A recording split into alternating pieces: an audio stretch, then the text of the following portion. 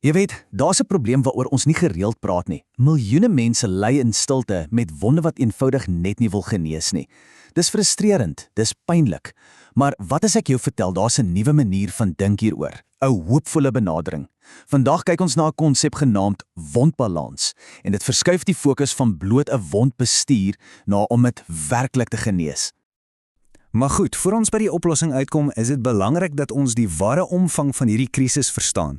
Want soos ons hier kan sien, is dit 'n groeiende en 'n verskuilde probleem.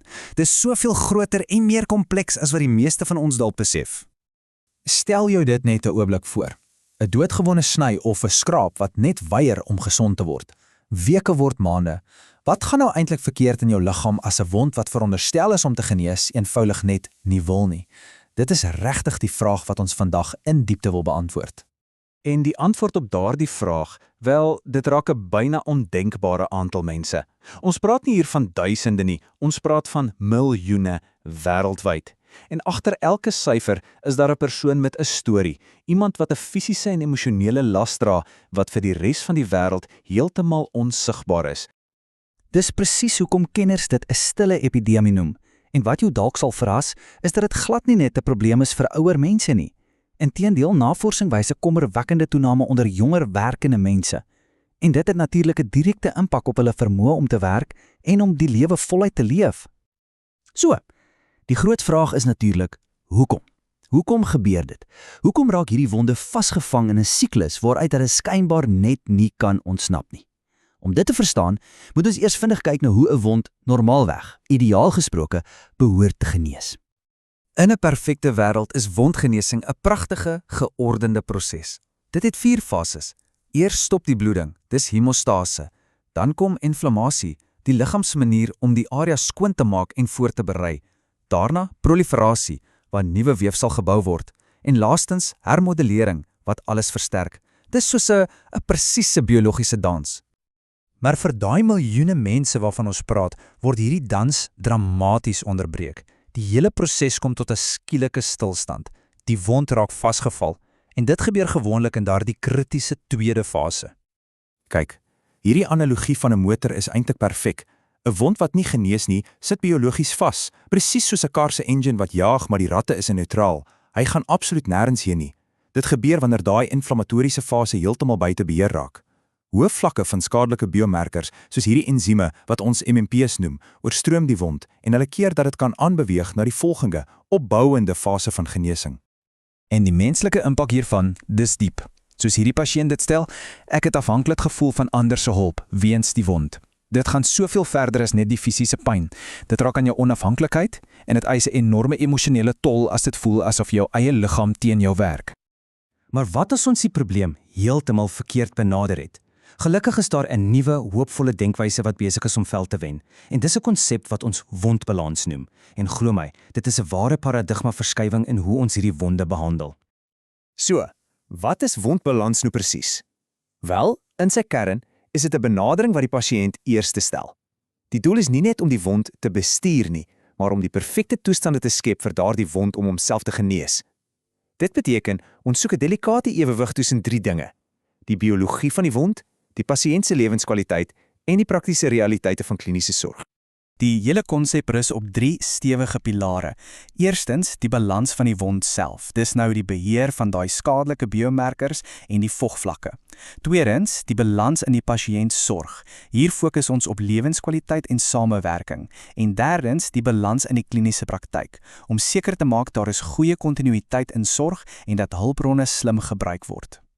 En dit bring ons by die kern van die saak, 'n fundamentale verskywing in hoe ons dink. Soos jy hier kan sien, beweeg ons weg van hierdie passiewe wondbestuur. Die nuwe doel met wondbalans is proaktiewe genesing. Dis om wonde te genees, nie net te bedek nie, en om so vroeg as moontlik in te gryp. Nou ja, hierdie nuwe denkwyse sou natuurlik nie moontlik wees sonder die regte gereedskap nie. En die goeie nuus is, ons het vandag toegang tot 'n moderne gereedskapskis wat klinisië in staat stel om hierdie balans in die praktyk te laat werk. Hierdie hele nuwe benadering word aangedryf deur gevorderde tegnologie en meer spesifiek deur 'n nuwe generasie van wat ons slim verbande kan noem. Sien, dis nie net passiewe bedekkings nie. Hulle speel 'n aktiewe rol om daardie wond se balans te help herstel. Goed, so hoe werk hierdie slim verbande? Hulle bevat iets wat ons superabsorberende polimere noem en dit volg 'n deurslaggewende 4-stap proses. Eerstens absorbeer hulle die oortollige vloeistof en daardie skadelike biomarkers. Dan sekwestreer hulle dit, 'n fancy woord wat beteken hulle sluit dit diep binne die verband weg en behou dit daar. En dan die laaste kritiese stap, verwydering. Wanneer daai verband vervang word al daai slegte elemente permanent uit die wond geneem. En hierin lê die briljante eenvoud daarvan. Deur die oorsaak van daai chroniese inflammasie, daai oormaat biomarkers fisies weg te vat, gee hierdie verbande die liggaam se eie natuurlike genesingsproses die kans om weer oor te neem. Hulle help die wond om uit daardie neutrale rad te kom en weer vorentoe te begin beweeg. Maar tegnologie is net een deel van die oplossing.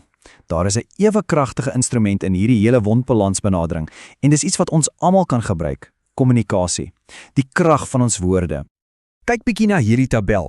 Aan die linkerkant sien ons die tipe taal wat kennisserre ons moet probeer vermy. Negatiewe terme soos chroniese wond of 'n wond wat gefaal het om te genees. Daai woorde kan 'n pasiënt heeltemal moedeloos laat voel. Aan die regterkant is die voorkeurterm komplekse wond. Hoekom? Want kompleks erken die uitdaging, maar dit beskryf die pasiënt se hele situasie, nie net 'n gat in hulle vel nie. Dit skep 'n baie meer holistiese en hoopvolle siening. En wanneer hierdie hele benadering, tegnologie en die kommunikasie saamkom, is die voordele tasbaar, regte wêreldvoordele. Klinici rapporteer dat hulle verbande minder gereeld hoef te ruil, pasiënte ervaar 'n baie beter lewenskwaliteit en hulle neem meer aktief deel aan hulle eie sorg. En uiteindelik is daar selfs 'n kleiner finansiële las op almal wat betrokke is. Ek het gefrustreerd gevoel omdat die wond so lank neem om te genees. Hierdie aanhaling bring ons reg terug na die hart van die saak, die pasiënt se ervaring. Daardie frustrasie is so werklik en dis presies die emosie wat wondbalans direk wil aanpak, deur hoop te bied, deur vordering te wys en deur die pasiënt te bemagtig op hulle reis na genesing. En dit alles laat ons met 'n laaste diepgaande vraag. 'n Vraag wat die kern van wondbalans perfek opsom. Is ons besig om net siekte te bestuur, om simptome te behandel en pleisters op wonde te plak? Of streef ons na iets groters, om waarlik gesondheid te skep, om balans te herstel en om vir mense hulle lewens terug te gee? Dis die uitdaging en die belofte van hierdie nuwe benadering.